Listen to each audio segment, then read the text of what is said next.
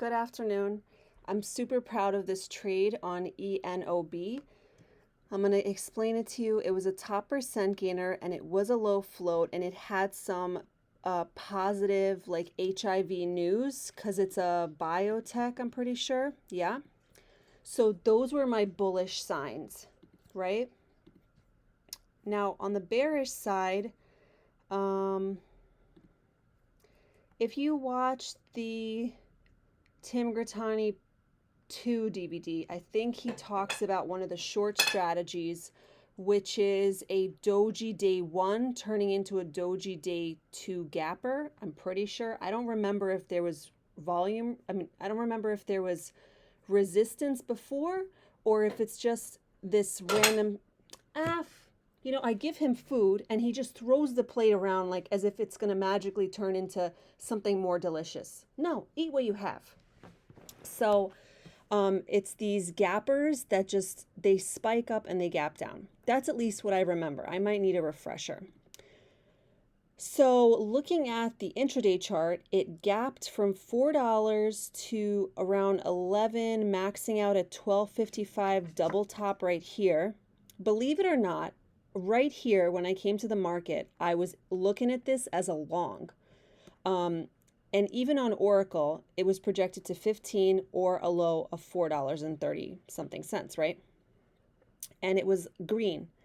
And I was like, I'm really not good at breakouts. I don't even know where to put my risk level. I decided like here might be a good risk level at 11.15, but then it was already at 11.76. So I was like, you know what, forget it. So instead, once I saw this huge crack, I was like, game on. We are now under VWAP. This is actually a double, maybe even triple top. And now I can play this as a short seller, which is what I understand. So, and when I saw this huge crack, this is a huge crack. This next crack breaking this kind of like established, this crack broke this established support level in the 11s.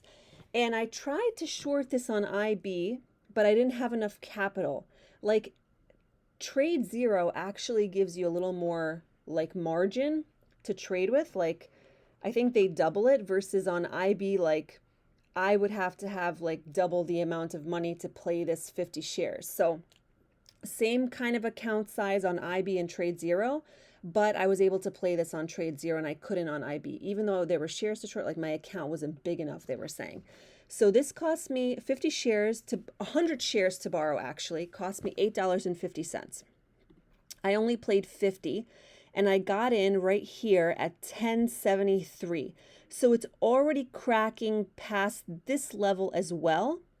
I'm a little late to the party and my risk is 1115, 1116-ish. We got this line, and the break of this line. I'm like, okay. And then this is our next support level, this one. So that's important because you can see how, you can see how it bumps its head along the way. And this is an important support level of 983. So it was kind of stuck in this channel for a few hours, bumping its head on this previous support level, came back down, tested this support level, right? Didn't fall through, came back up. And every time it kind of went up, I would get nervous and I would say to myself, you know what? I think I should sell. Maybe I should sell. Maybe it's time to sell. Maybe I should take some profits. But I said, no, my plan is that this is an all-day fader because it's maybe a doji day 1. And the volume compared to the float also made me nervous. So this also was bullish to me. But I was like, if it doesn't break my risk, I'm staying in the trade. I can always exit at my entry point, which is 1073, right? Which maybe could have kicked me out right here, but it never broke my risk. So that means I was able to identify a resistance level, support level that broke through, support becoming resistance, and it never touched that level. And then it cracked through this next support level of 983, which was this support, this support, this support. Boom, now we're below. Now it's in this channel for several hours, teasing that it's going to break down 8.99. We got a little bit of support here, bumping its head. I got a little bit scared here too. And I'm like, you know what? Just keep going. And this huge crack, I think, and I was like, you know what? This huge crack, these huge cracks along the way, tell me there has to be dilution in here. A lot of biotechs, they like pump up the stock and then they use dilution in order to make money from the shares.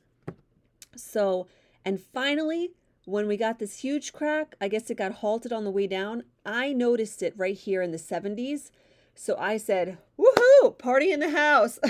And I got out at 771. So this from 1073 to 771 with leaving meat on the bone still, leaving money on the table.